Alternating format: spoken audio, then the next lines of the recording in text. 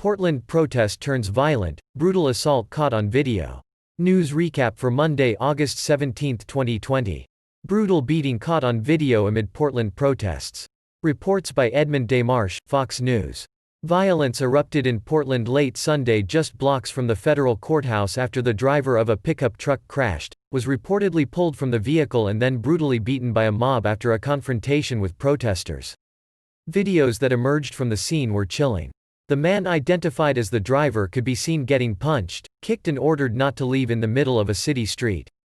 The man in the video, at one point, appeared dazed after the initial assault, but suffered the worst blow when he absorbed a roundhouse kick to the side of the head.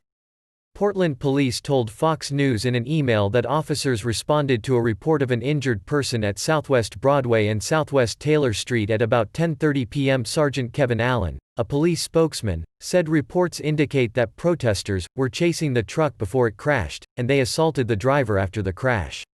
He said responding officers encountered a hostile crowd and a squad from the rapid response team responded to help secure the scene while the investigation was underway. One of the videos posted to social media begins with the man on his knees in the city street surrounded by a group of people. The man tries to get up and someone yells, "You're not leaving, bro," and he gets pushed back to the ground. At one point the man on the ground says he was not trying to hurt anyone, and, while kneeling, absorbs several punches because the group was unconvinced that he was telling the truth. The crowd looks like it's about to disperse, but that's when another individual takes a running start and kicks the man in the head, which could be heard slamming into the pavement, according to the video. Andy Go, a journalist who has been covering these protests, reported that the man crashed his car and the mob pulled him out and beat him senseless in front of the passenger. He's bleeding and unconscious. No police. Another reporter posted a video that purports to show the driver earlier harassed by protesters and his female passenger assaulted. Drew Hernandez reported that the driver sped off to evade the protesters. Portland has seen 81 consecutive nights of unrest in the city after George Floyd's death in police custody in May.